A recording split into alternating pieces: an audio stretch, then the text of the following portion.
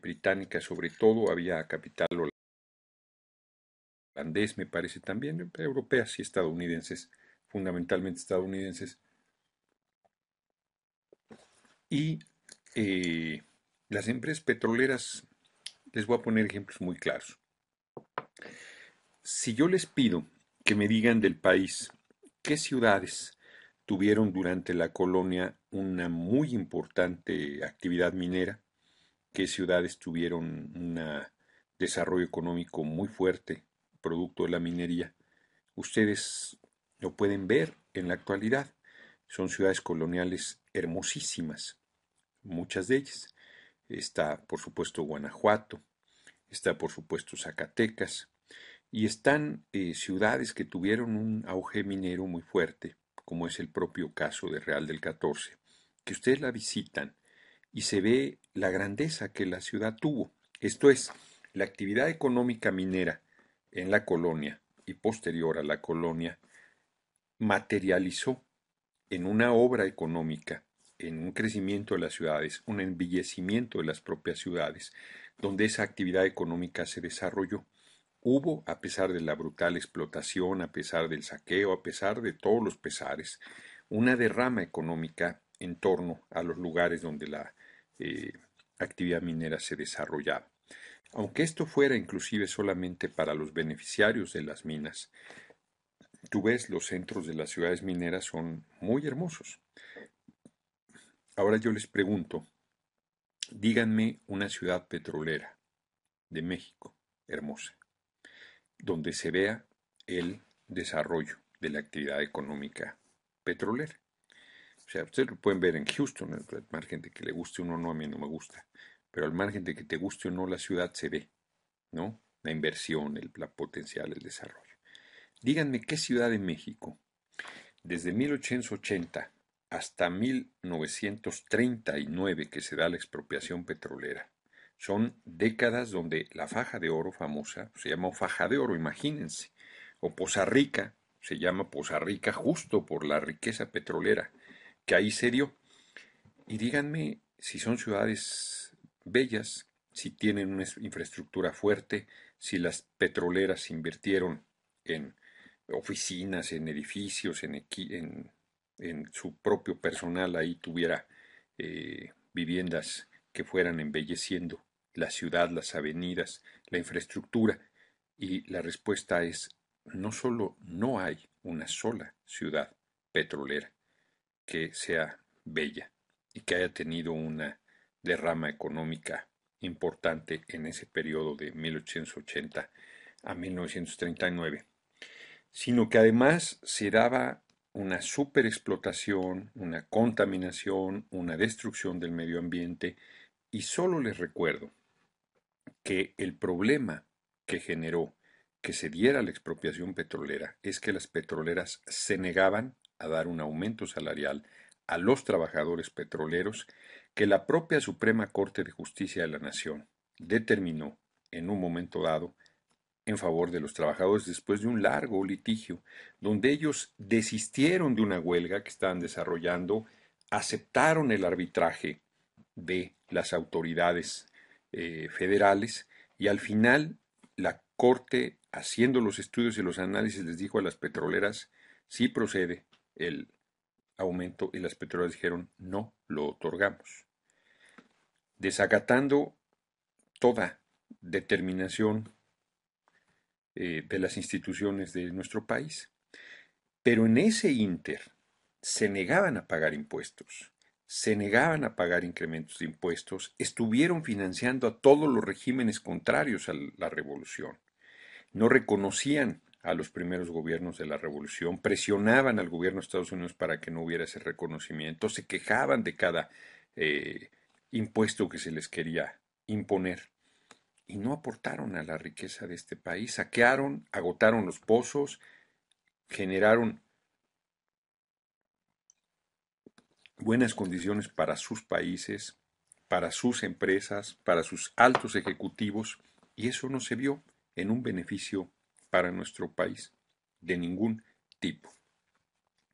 Si leen Las raíces del nacionalismo petrolero en México, Ustedes se darán cuenta de todo ese proceso de agravios, de saqueo, de prepotencia. Bueno, el marco legal mexicano, antes de la llegada de Porfirio Díaz, en la Constitución del 57 establecía que el subsuelo es propiedad de la nación, todo, como en prácticamente todos los países del mundo, a excepción de Estados Unidos.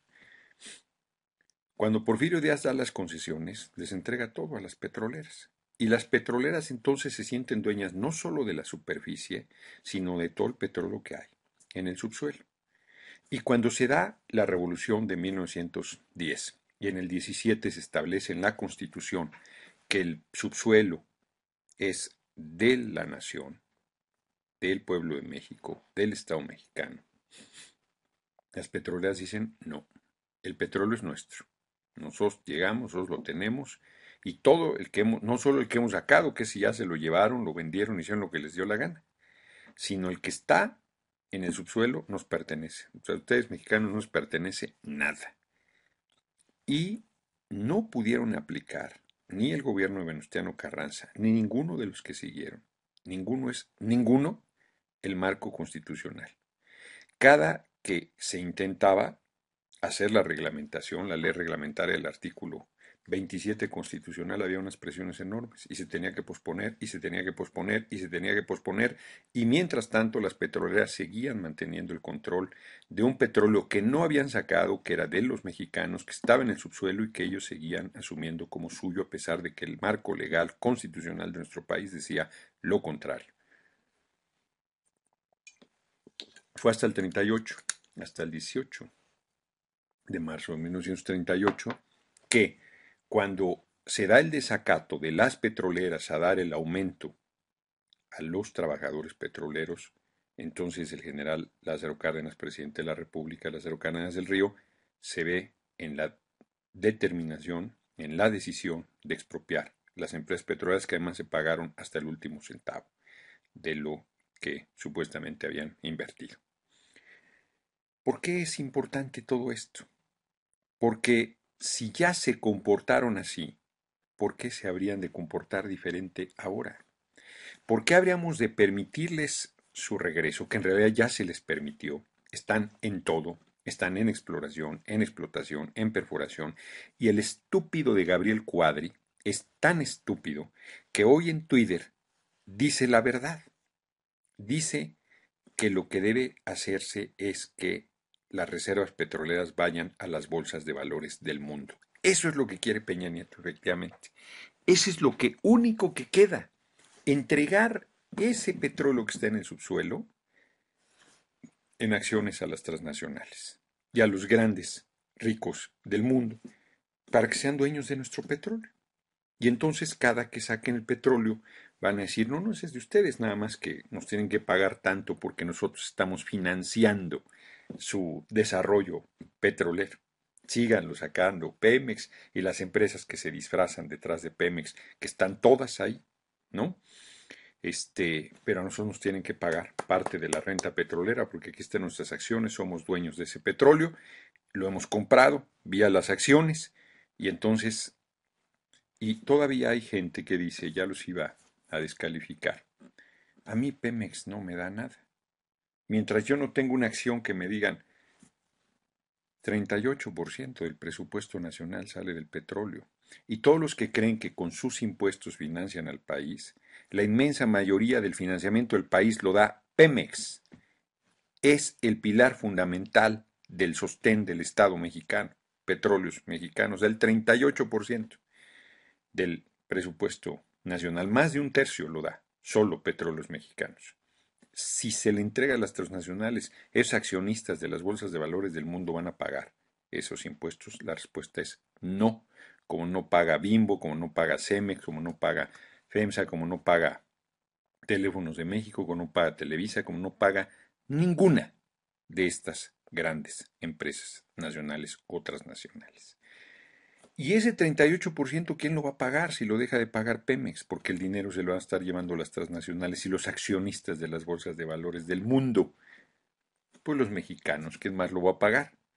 ¿Cómo lo va a pagar? Pues con más impuestos como ya lo están planteando. Los que dicen bobaliconamente que la inversión extranjera va a hacer que baje la gasolina. Les digo que ya está la inversión extranjera en Pemex desde Carlos Salinas. Entregaron todas las petroquímicas y se ha venido desmantelando cada vez más. Con Calderón se les dio la explotación, la perforación, que está prohibido por la Constitución de nuestro país, prohibido expresamente. Se les dio.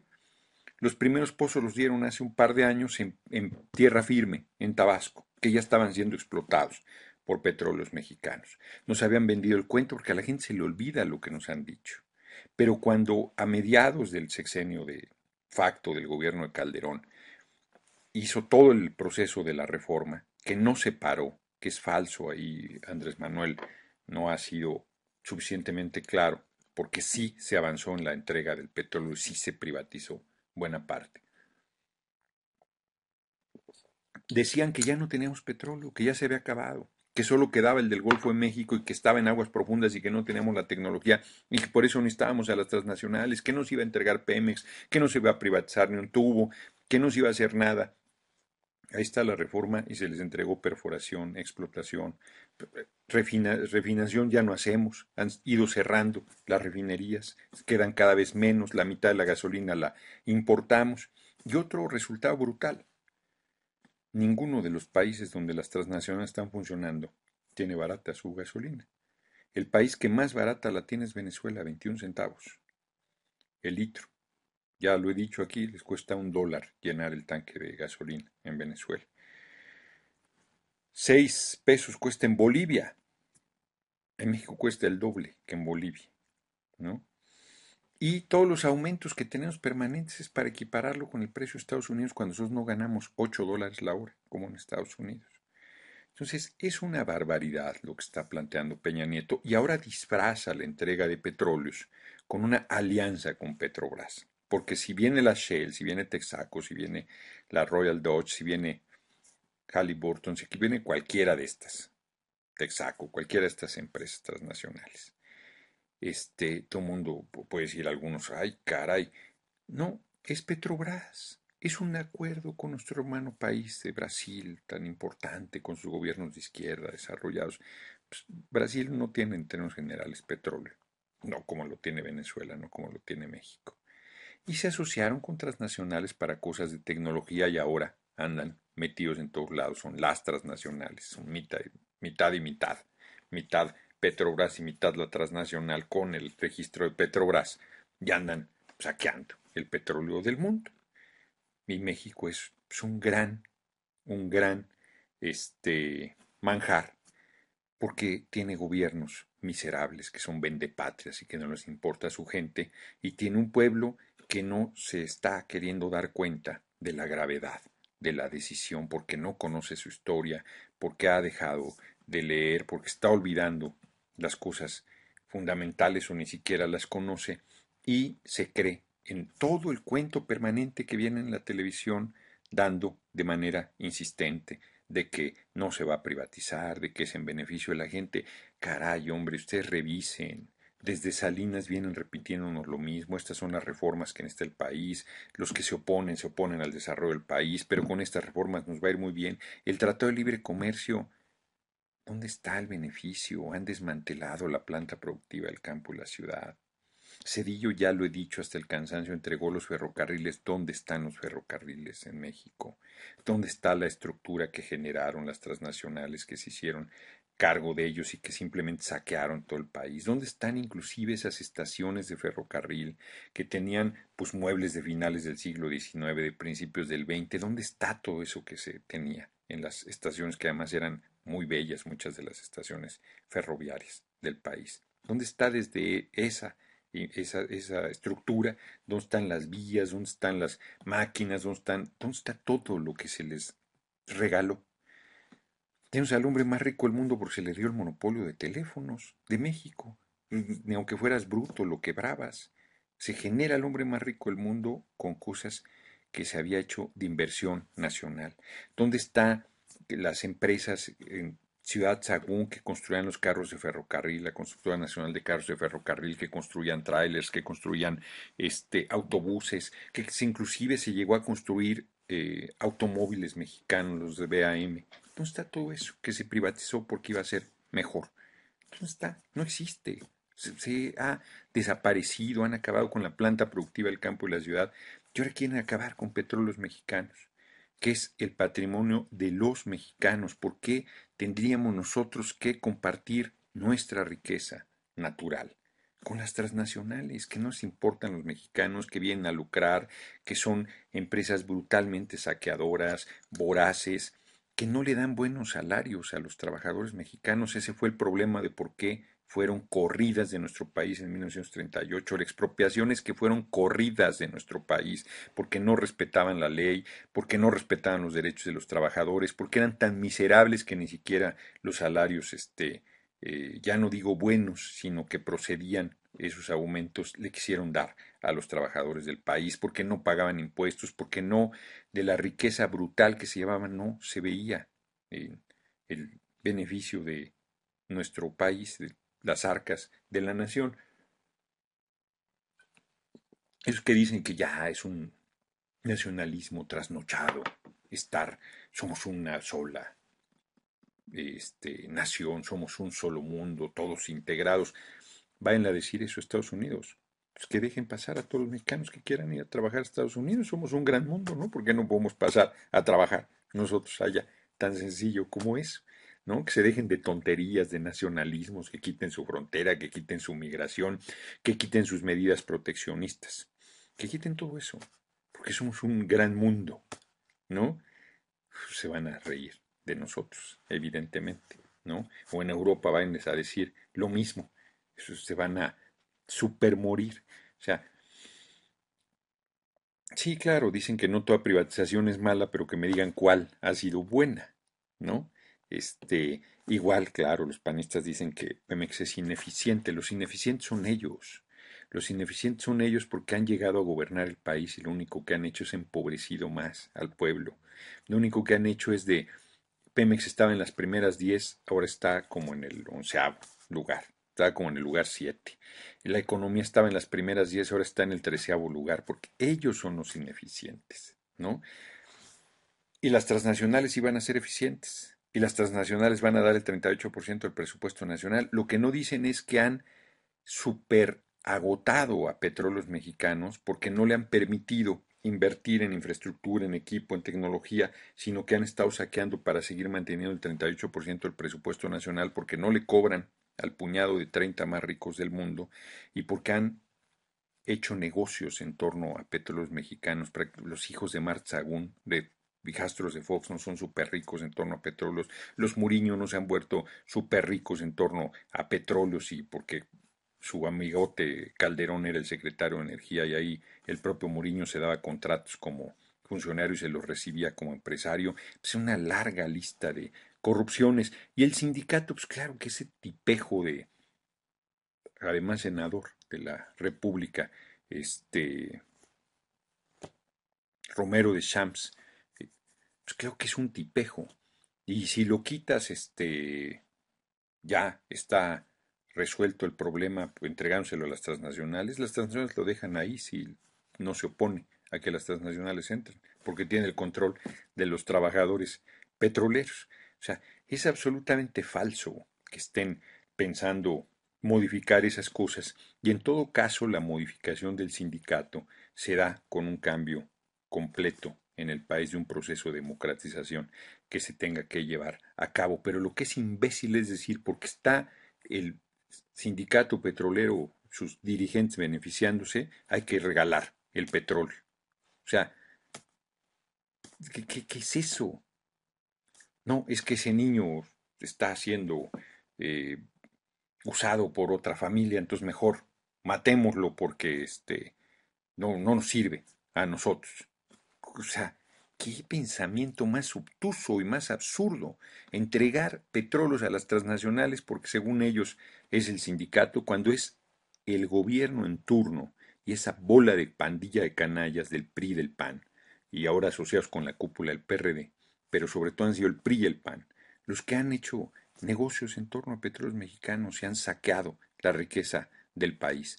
Entonces, la verdad es que Pemex es tan eficiente que a pesar de todos esos parásitos que tiene, sigue aportando el 38% del presupuesto nacional. Díganme una empresa que aporte el 38% del presupuesto nacional a pesar de un sindicato rapaz, a pesar de administraciones absolutamente irresponsables, a pesar de los negocios hechos al cobijo del poder. Díganme una empresa mexicana que aporte, ya no digo el 38% del presupuesto nacional, que aporte el 5% del presupuesto nacional. Una.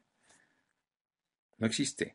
Entonces, todos esos cuentos de que es ineficiente y que ya hay que tirarlo a la basura, o sea, todo lo que digo, todo lo que estoy planteando, ¿dónde queda? Es historia, esa rapacidad, pero además en otros países, o sea, en Angola tienen el control del petróleo y el pueblo está pobrísimo y el Estado no tiene dinero en sus arcas y está en una situación en el mismo sentido. Entonces, la verdad, me pregunta alguien de la minería, no da nada, saquean al país, tienen las canadienses el oro y la plata, ¿dónde está? A diferencia, como ya puse el ejemplo de otros momentos en la historia, ¿dónde está viendo esa gran riqueza en beneficio de la gente, en beneficio de nuestro pueblo?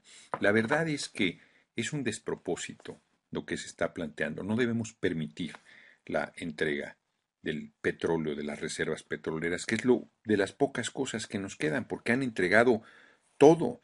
Vuelvo a insistir, ¿qué cosa ha sido privatizada que haya sido benéfica para el país?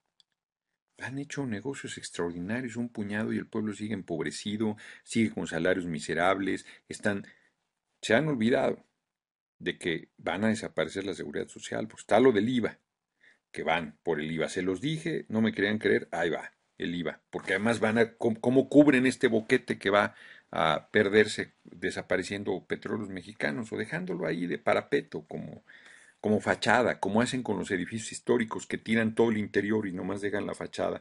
Ya no hay nada, es la pura fachada. No, no han respetado nada en realidad, pero dizque para demostrar que respetan dejan la fachada. Eso están haciendo con Pemex, desmantelando, dejando el puro cascarón, el puro nombre, y todo lo demás ya pertenece a las transnacionales y no a los mexicanos. Entonces, si ya no alcanza, si los municipios están ahogados de deuda, si los gobiernos estatales están ahogados de deuda y además van a desaparecer al principal aportador de recursos económicos para el país, que es Petróleos Mexicanos, ¿quién va a aportar esos recursos? Pónganse un espejo enfrente para que sepan quién lo va a aportar, el pueblo de México. Entonces no se está entendiendo la gravedad de lo que implica esta decisión. Si hay gente que no entiende que la reforma laboral liquida sus derechos, están esperando, porque ahí viene todo el golpazo y después ya van a empezar a aplicar, pues van a entregar las transnacionales y entonces les van a aplicar esa nueva ley. Ningún derecho, no pueden reclamar nada. Ya las propias transnacionales pues no tendrán ningún reclamo porque no hay ningún derecho. Son las nuevas condiciones laborales modernas del mundo. Le llaman moderno a volver al siglo XIX, volver a niveles de explotación, de entrega de la riqueza nacional, de subordinación al capital extranjero, de injerencia de la alta jerarquía católica en los asuntos públicos del país. Es el siglo XIX. Si la gente leyera historia, se daría cuenta de la dramática repetición que estamos viviendo de la historia del siglo XIX. Y vamos a tener que, fíjense, porque ¿cómo se haría eficiente a Petróleos Mexicanos? ¿Se dan cuenta? O sea, me cuesta trabajo no irritarme, porque estás explicando todo lo que está pasando. Aunque Pemex sea ineficiente, da el 38% del presupuesto nacional, supuestamente siendo ineficiente. O sea, lo que necesitamos es parar ese saqueo. Es tan simple como si necesitas buques para transportar, en vez de rentarlos, que salen un dineral, los compras. ¿No? En vez de estar entregándole a las transnacionales la exploración, la haces tú. En vez de estar comprando gasolina cara en el exterior, tú refinas tu gasolina e inclusive exportas gasolina y ganas mucho más. O sea, es tan simple como hacer las cosas que el país necesita. Pero estos canallas que están en el gobierno no tienen esa intención. No iba a ser una refinería, Calderón. Por lo menos Andrés Manuel dijo que iba a ser 6. Calderón dijo que iba a ser una. ¿Dónde está la jodida refinería que iba a ser Calderón? ¿Dónde está? ¿En qué parte de Hidalgo se encuentra esa maldita refinería que iba a ser Calderón? O sea, ¿cómo puede haber tal nivel de ceguera en la gente? De veras, me cuesta trabajo. Ya dije que iba a ser más paciente con las preguntas, pero de repente me cuesta trabajo. O sea, estás dando todos los argumentos y como no hay, es obvio que tengo razón. Entonces se atrincheran, pero entonces, ¿cómo va a ser que ¿cómo va a ser? Pues cuando despertemos, hombre, cuando generemos las condiciones de transformación del país, cuando dejemos de estarles creyendo todas sus necedades, nos toman el pelo una, dos, tres, cinco, 10, 100, 20, 500, 1000 veces y seguimos creyéndoles sus tonterías. No doy crédito de que sea así. Voy por mi agua mineral porque de verdad quiero mantenerme tranquilo y me cuesta trabajo.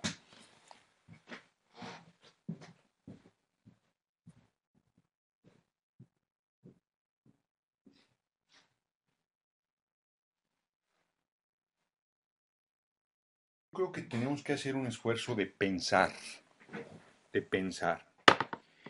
pensar y de documentarnos. Yo les digo, lean el libro de nacionalismo, las raíces del nacionalismo revolucionario este, petrolero en México. Son 300 cuartillas, efectivamente. Habrá quien diga, ay, qué flojera.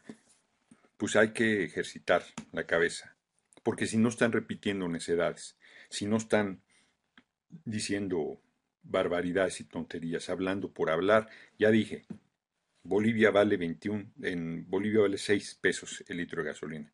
En Venezuela vale 21 centavos el litro de gasolina. ¿Qué es lo que están haciendo en Venezuela? Pues están haciendo su propia refinación de la gasolina y le dan precios preferenciales a su pueblo porque se la van a dar cara si es su petróleo y es su gasolina. Tan sencillo como eso es pensar en el pueblo, en su desarrollo, en su beneficio. Es tan simple como eso, como lo dijo Hugo Chávez. Todos los presidentes venezolanos que han tratado de poner el petróleo al servicio del pueblo de Venezuela han sido depuestos, Chávez incluido, que como también aquí ya lo comenté, se remontó un golpe de Estado. En México, ¿hace cuánto que no hay un presidente que esté pensando en el pueblo? Carlos Salinas es un miserable que está ahí atrás de todos estos y que entregó toda la petroquímica, toda, y empezó a privatizar todo. Cedillo continuó con esa obra de rematadores del patrimonio nacional. Fox, ni se diga. Calderón, ¿para qué platico si el tipo ni siquiera era presidente y entonces estaba todavía mucho más débil? Disque presidente, ¿cómo pueden creerle a un tipo que es tan imbécil que ni siquiera sabe que Juárez murió en el siglo XIX? Que piensa que hizo la erección. Hay quien piensa que erección solo piensa en una forma de erección. No entiende que también los estados se erigen, no se levantan, ¿no? Entonces está bien utilizada la palabra erección ahí. Lo que estaba mal es decir que en 1969 había Juárez hecho la erección del estado de Hidalgo. ¿Cómo pueden pensar en un tipo tan imbécil que está verdaderamente preocupado por el país, que está pensando en tomar medidas en su beneficio cuando es evidente que las medidas que está tomando son en contra del pueblo? Lo del IVA, a ver, explíquenme lo del IVA en alimentos y medicinas, cómo les va a beneficiar. Explíquenme lo del aumento del IVA, cómo les va a beneficiar. ¿Cuál es eh, la ventaja que van a tener ahora que paguen más IVA? ¿Cuál es el beneficio? ¿Cómo va a generar mejores condiciones para la gente? Me gustaría que alguien me lo explicara, porque además van a salir con otras necedades. Ahí. O sea, todas las cosas que hacen son contrarias a la gente. Explíquenme toda la militarización del país en que ha beneficiado a la gente. Hay 70.000 muertos, hay 300.000 desaparecidos, hay atropellos sin fin y habrá algunos que digan que era la única manera de combatir al narcotráfico. Ujú. No, yo estoy un poco cansado de la ingenuidad, por no llamarle de otra manera. de esa flojera mental de plantearse los problemas con seriedad, de tratar de ir más allá de lo que está comentando. Yo digo algo, no tienen por qué creerme, pues investiguenlo, ¿no? Y la televisión les dice algo, hombre, o sea, ahí sí es, pero ya de entrada uno no le debe creer, no le debe creer, punto. O sea, hay que investigar, ver, documentarse. Hay explicaciones tan simplonas que se están dando a los problemas que estamos planteando. La verdad es que, sí, exacto, la cruzada contra el hambre es el IVA, alimentos y medicinas. O sea, son de una desvergüenza inaudita, crean los pobres y luego dicen que los van a ir a rescatar. Ya dije el nombre del libro, pero lo voy a volver a decir, Las raíces del nacionalismo petrolero en México, de Lorenzo Meyer. Es un buen libro, ¿eh? Trae una buena documentación del proceso histórico que yo se los acabo de sintetizar en pocas palabras, pero que vale la pena porque ustedes ven cómo cada gobierno revolucionario fue batallando y no pudo. La palabra es no pudo. La presión del gobierno de Estados Unidos fue tan grave que amenazaron, eso no lo he dicho, en varios momentos con la idea de invadir nuestro país si se seguía queriendo aplicar el artículo 27 constitucional de que el petróleo era de los mexicanos. De ese tamaño estaba la presión a varios de los gobiernos revolucionarios, Calles, a Obregón, por supuesto, a todos ellos, al propio Carranza. Entonces, no han tenido límite en el saqueo de la riqueza de nuestro país, pero también lo vuelvo a plantear, somos la 13ª economía del mundo. ¿Cómo no va a haber condiciones para que haya educación, empleo, vivienda, salud, justicia, libertades para la gente? Hay todas las condiciones para que eso se dé. Hay todas las posibilidades de que eso se pueda desarrollar, pero la gente seguimos justificando nuestro no hacer. Fíjense, esta parte de Barnes es buenísima. Qué bueno que me acordé. Creíamos ser maduros cuando lo único que hacíamos era estar a salvo.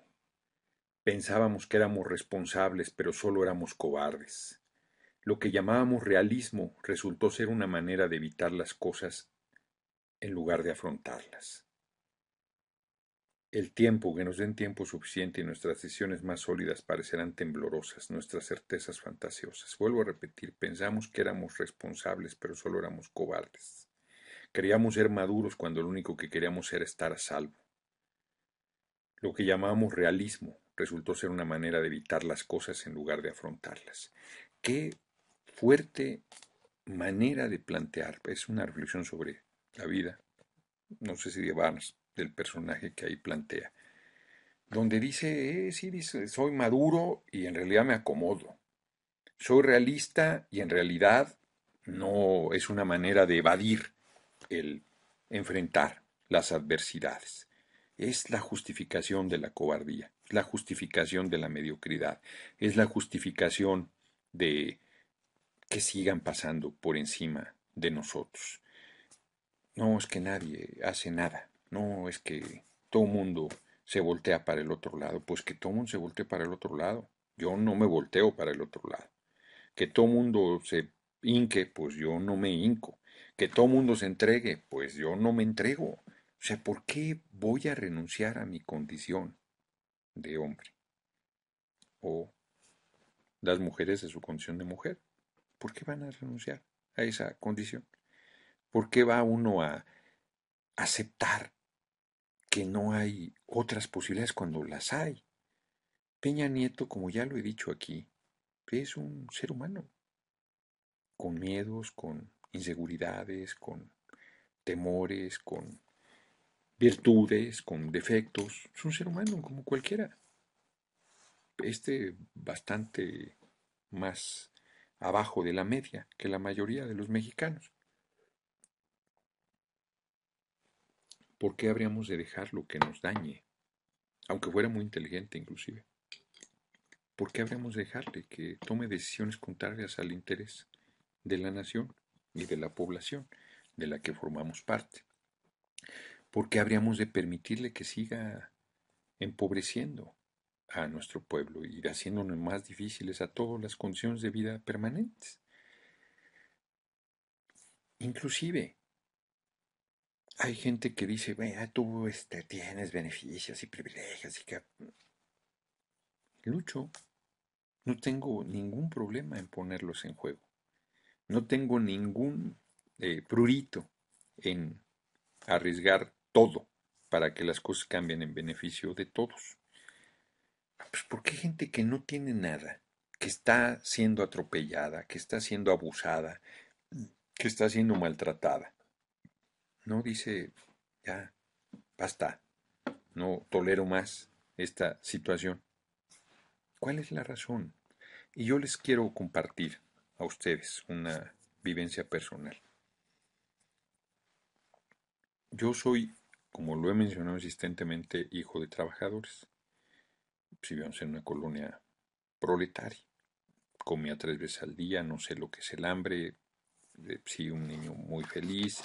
Tuve juguetes, comíamos fruta, verdura, carne, no sé lo que es el hambre. No vengo de la miseria, ni del...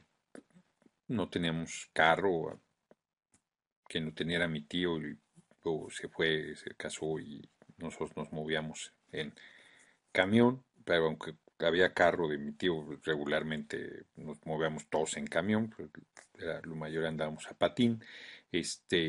Yo me subía al camión colgado del estribo porque iba muy lleno en las mañanas, o mejor me iba de aventón.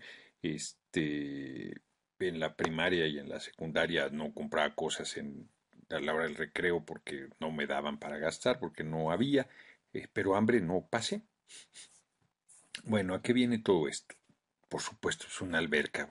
Va a haber una alberca, o sea, pues creo que no había alberca. Yo no aprendí a nadar. El mar no sé qué edad lo conocí, no, yo lo conocí de niño, ¿no? Pero pues, me daba mucho miedo. No me enseñaron nunca a nadar y no aprendí a nadar.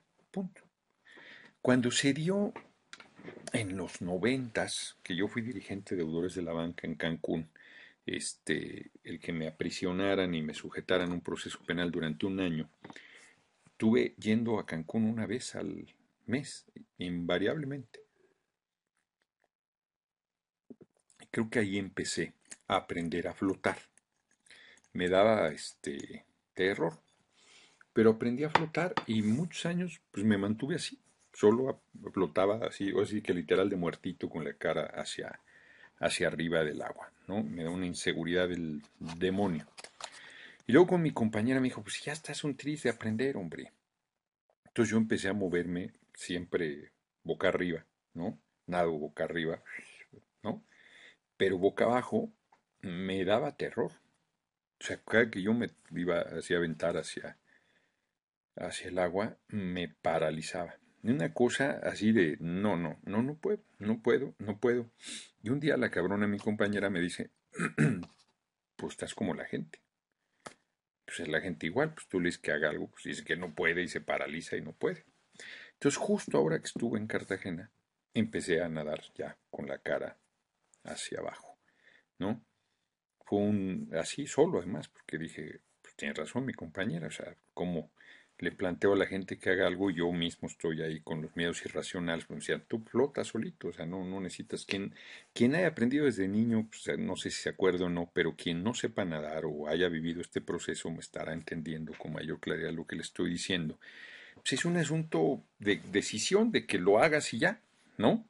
Y al final ya, o sea, ya lo hago, ya, ahora sí que me aventé. Y dije, pues ya, le dije a mi compañera, ya tengo autoridad moral para decirle a la gente que haga lo que le da miedo. Me daba no miedo, pavor echarme así, o sea, era una cosa más allá de lo racional. Y es cierto que flotas, tienes que hacer tu esfuerzo y todo, pero es cierto. Bueno, ¿qué es lo que le estoy diciendo con todo esto? Lo que estoy diciendo es que no podemos seguir justificando. Si yo puedo decir, pues es que fui un niño pobre, es que no había alberca, es que cuando me iban al mar, pues, mi tío era muy bruto y entonces, no llores, o sea, en vez de decirte, dar seguridad, confianza, ¿no? Entonces, podía yo justificar de 300.000 maneras de que a esta edad, ya casi 53 años, yo no supiera nada. Bueno, pues nunca es tarde. Ya aprendí. Ya parezco chacalote, cachalote, ¿no? Y ya ando batallando, pero ahí ya, ya me defiendo, ¿no? Pues eso es lo que tenemos que hacer, yo creo que todos. Tomar en un momento la determinación de que hay que hacer el esfuerzo, que tenemos que dar el salto, que no podemos seguir, podemos seguir echándole la culpa al mundo, a la mala suerte, al clima, a los políticos, a lo que nos dé la gana. Y en cosas tendremos razón, además, mucha. Pero eso no va a cambiar nada. O sea, esta pandilla de canallas no se van a enternecer, no se les va el corazón a doblegar y van a decir, ay, sí, qué malos somos, ya le estamos jodiendo mucho al pueblo, vamos a ayudarlos un poco. Nada, no van a hacer nada en beneficio de la gente. Todo lo que hagan va a ser para manipular, para controlar, para seguir en el poder, para seguir explotando, para seguir. Y la gente, no, ya no puede respirar, ya todavía, ay, sí me acomodé, me entra un poquito de aire, ay, aquí estoy, no se muevan, no me apachurren porque todavía puedo. O sea, en vez de decir, pero ¿por qué? Ya, necesito mi espacio, necesito mi condición, necesito que me traten de manera correcta. ¿Por qué voy a estar haciendo cada vez más malabares para poder jalar un poquito de aire y poder mantenerme vivo? No, no es correcto. Me parece que cuando dicen que todo pueblo tiene el gobierno que se merece, yo creo que es incorrecto, pero que tiene una parte real. Y que es que lo estamos tolerando. Ya se quedó ahí Peña Nieto, ya no hay nada que hacer. Pusieron una chinga el 1 de diciembre a la gente, ese era el objetivo. Y ya medio mundo se espantó y volvemos otra vez al tema. ¿Qué hay que hacer para que se vaya? Nada. Es tan fácil como no hacer nada. Ya lo dije y lo vuelvo a decir. No hay que hacer nada. Esto es, no hay que ir a trabajar, no hay que ir a la escuela, no hay que ir a comprar, no hay que ver la televisión. Paras todo y se van. Se van al demonio. Todos. Se va Peña y se van las cámaras, se van todos. Y hacemos un proceso de transformación profunda del país. Yo voy a insistir en esto. Voy a insistir. Lo de las armas es una necedad. Qué bueno que vi eso de las armas. Si no son capaces de plantársele a su jefe inmediato, que los maltrata, que abusa, que les dice chingadera y media, son capaces de pararle el alto, van a agarrar las armas. Mica, de Elsa Osorio. Leanlo. Tiene muchas partes, pero tiene de la Guerra Civil Española. No tiene ni idea de lo que están planteando los que hablan de las armas. O sea, dolor, sacrificio, y además para que acabes perdiendo. ¿No? En el caso de la Guerra Civil Española perdió la República, perdió el pueblo ahí, los masacraron con la ayuda de Alemania y de Italia, de los fascistas que apoyaron a Franco, y luego se los llevó el demonio a todos y Franco se quedó ahí hasta el final de su vida, 40, 50 años en el. Entonces, el cambio es pacífico, hombre, porque además hay gente que dice, es que no, ya las medidas pacíficas se acaban, pues si no han hecho ni una, si no se han esforzado en una sola, si no se han comprometido en esa línea verdaderamente. Es que las protestas ya no son suficientes, pero si no protestan, o sea, es que lo único que hacen es justificar su cobardía, lo digo sin ambajes, justificar su cobardía. Los que dicen, ay, sí, es muy fácil decir que hay que parar todo, pero por la pobre gente que no tiene ni para comer, ¿qué va al día? ¿Qué va a hacer si no va a trabajar? Los del ESME, es un tema que hemos dejado pendientes. Llevan más de 3 años resistiendo. Y hoy les dieron otro palo. Y yo creo que no se van a derrotar. Yo creo que está durísimo lo que les pasó hoy. Y yo creo es una chingadera, punto.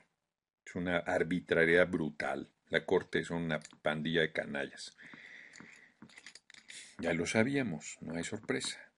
El ESME está pagando una conducción incorrecta de Martín Esparza, que por estar ahí en su negociadera, primero con Calderón y luego con Peña, están en el lugar que se encuentran. No apretaron la reforma laboral porque creyeron que les iban a dar al final amparo, les jugó el PRI el dedo en la boca si el PRI ha estado todo el tiempo en contra de ellos. Peña Nieto estuvo desde un principio en contra de ellos. Como gobernador del Estado de México dijo que estaba correcto lo que había hecho Calderón, cerró filas con Calderón porque les iba a ayudar. Ahora, hombre, el SME tiene que ir a la lucha social con todo, a toda la presión a Peña Nieto para que los reinstale o se los lleva el demonio. Pero llevan 3 años sin cobrar. Y ahí están. No han dejado de comer, ¿eh? No han dejado de comer. Hombre, no vamos a poder parar 20 días, 10, 15. El país se puede hacer sin mayor. O sea, implica un proceso de dificultad, por supuesto, implica un esfuerzo, implica una determinación, implica vencer una serie de miedos, implica aventarse.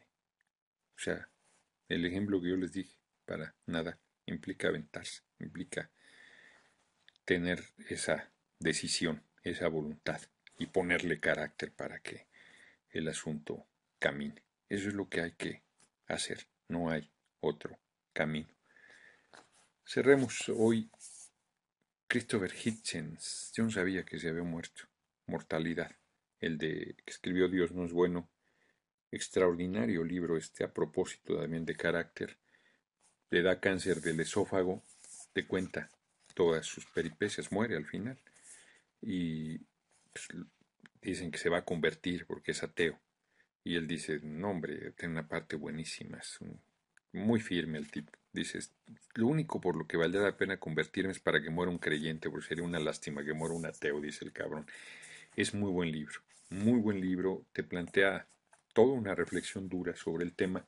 El sentido de un final de Julian Barnes, buenísimo, buenísimo, sobre su época universitaria, me pareció realmente extraordinario libro. Se dan cuenta de los matices, la falta de matices, cómo percibe uno las cosas. Es un muy buen libro.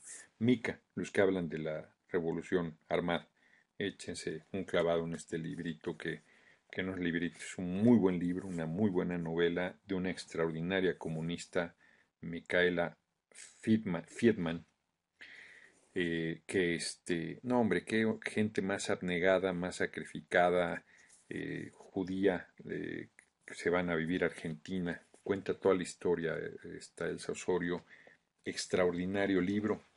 Leí también Almas Grises de Philippe Claudel, muy buena, muy buena. También es una visión negra de la vida esta, la verdad, pero muy buena. Leí de Moyán Cambios del premio Nobel. Moyán quiere decir cállate, fíjate. Ese seudónimo adoptó el Nobel.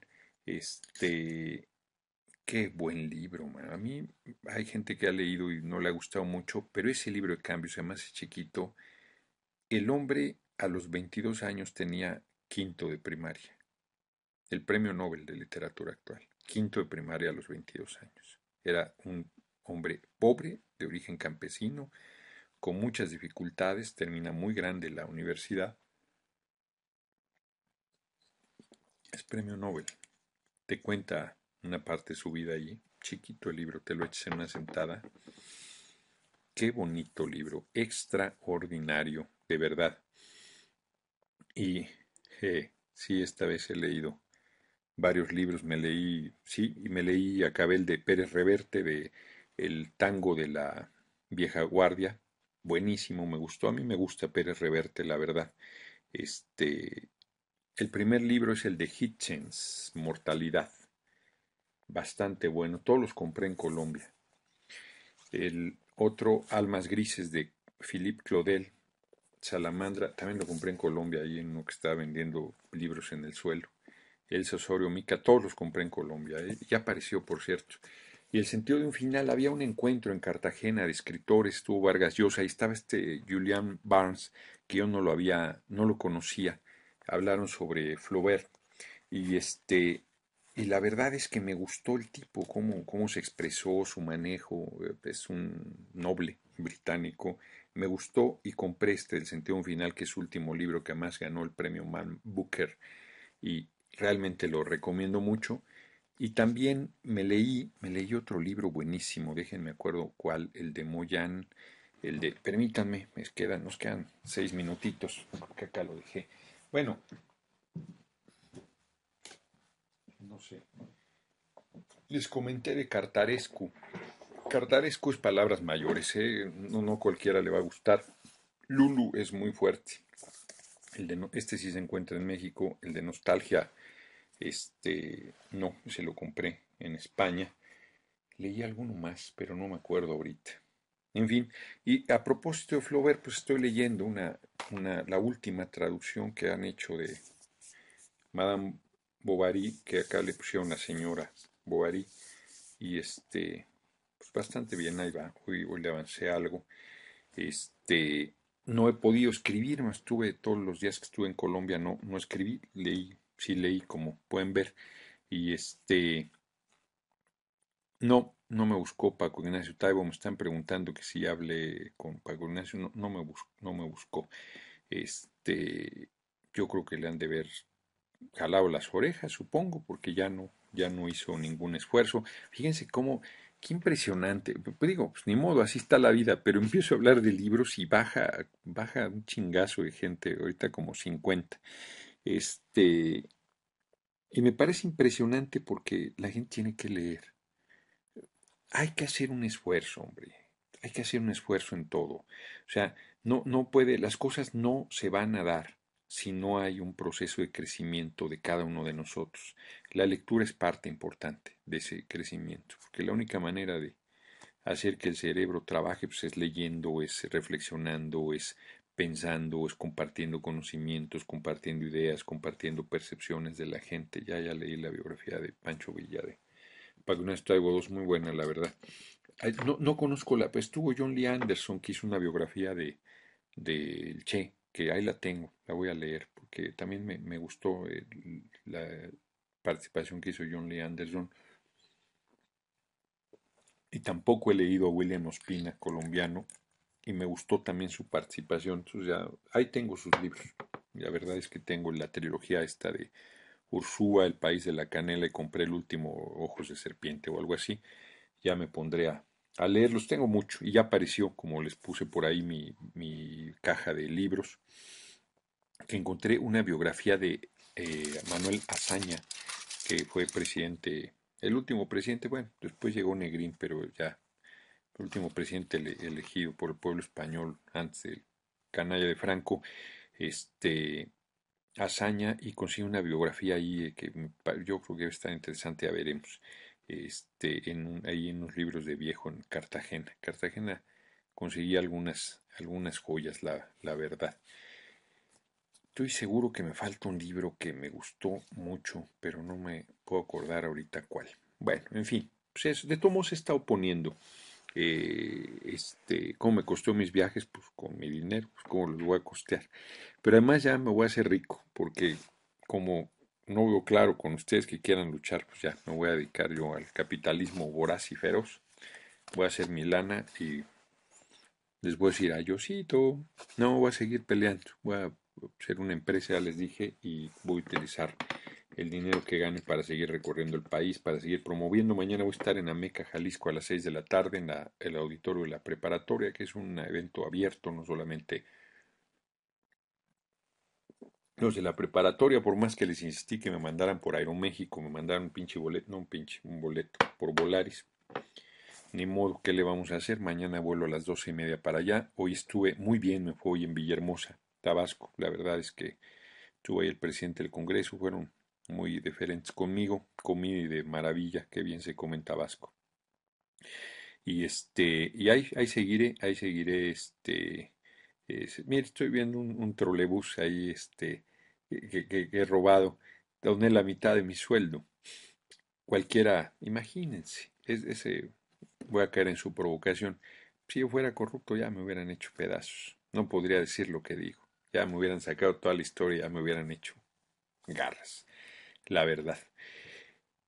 ¿Cuándo voy a Tampico? Pues cuando me inviten, quiero ir a unas tortas de la barda, mano, que traigo antojos de cuándo. Va a salir el chamaco con cara de, uy, las colombianas guapísimas, cuerpazos sobre todo, cuerpazos.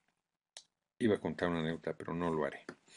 Este, ya dije, Negrín, pero el elegido fue Azaña. Negrina llegó ya en el último tramo cuando ya estaba todo el levantamiento militar y demás. Lo dije, revisa mi, El engaño de Philip Roth, claro, claro, ese fue el otro que leí, El engaño de Philip Roth, ese no me gustó tanto, no me gustó tanto, Némesis es muy bueno, Pastoral Americana, La Mancha Humana, extraordinarios, tengo ahí otra trilogía sobre Zuckerman, claro, fue El engaño de Philip Roth, lo leí, me pareció bien a secas, no me entusiasmó, de Saramago he leído casi todo he leído. Ya están entrando los trolebuses con además con las majaderías habituales, ¿no? Ningún argumento. Pues, francamente, les queda un minuto para seguir diciendo tonterías. Desahogarse. El que los jode, ustedes les sirven. Y quien alza la voz, ustedes lo atacan. Eso los pinta a ustedes de cuerpo completo. Pues ya les hice varias, porque algo pincha a Volaris. A ver, este compañero que dice, no, que muy pueblo. A ver, ser muy pueblo, yo puedo viajar y viajo en el metrobús y viajo en el metro, y eso no es que sea muy pueblo o que deje de ser pueblo, y si viajo en un avión no dejo de ser pueblo, y si viajar en un avión privado no dejo de ser pueblo, porque lo que te define son tus hechos de compromiso con la gente. O sea, si no es robado, puedes hacer con tu dinero lo que te venga en gana. Y si critico un servicio, lo critico porque lo pago. Y si me parece malo el servicio, pues tengo derecho a criticarlo. No porque soy de izquierda, entonces ya, pues aunque me den un mal servicio, ya tengo que callarme porque soy de izquierda. Qué visión más torpe, la verdad, de la vida tienen algunos. Porque lo que ya quisiera que al margen de cómo vivieran bien, mal o regular, se comprometieran con la gente y pusieran en juego todo, en beneficio de la gente. Lean Mica, por cierto, vuelvo a insistir del Sosor, para que vean lo que es ser consecuente. Pues son ya las 11, ya nos pasamos un minutito, aunque en realidad empezamos que 2 minutitos tarde, ¿no? Porque ya ven que se fue la señal. Hoy no llegamos a 1000, pero estuvimos muy cerca. La verdad es que buena asistencia, pues ahí nos va variando el asunto. Vamos a ver, no a esperar a que Andrés Manuel convoque, porque él quedó de convocar, no vamos a esperar, pero nosotros tomaremos nuestras propias providencias si de repente no vemos claro, pero él dijo que iba, sobre todo en el asunto del petróleo, a convocar. Ya ven que el IFE es el único que lo vio rebasar los topes de campaña, dice, qué barbaridad. No, estamos en un país de una simulación enorme, de una hipocresía brutal, de una doble moral, de tiempos canallas, como lo hemos hecho, tenemos que cambiarlos, no debemos seguir tolerando estas cosas. Y ya, pues están entrando, vean, los trolebuses a decir majaderías que vayan a ver quién les hace caso. Voy a guardarla. Nos vemos. Ahí estamos en la lucha. Nos vemos pronto. Mañana por lo pronto en Ameca, Jalisco. Por allá voy a andar. Hasta luego. Pórtese bien. O sea, denle gusto al gusto. Adiós.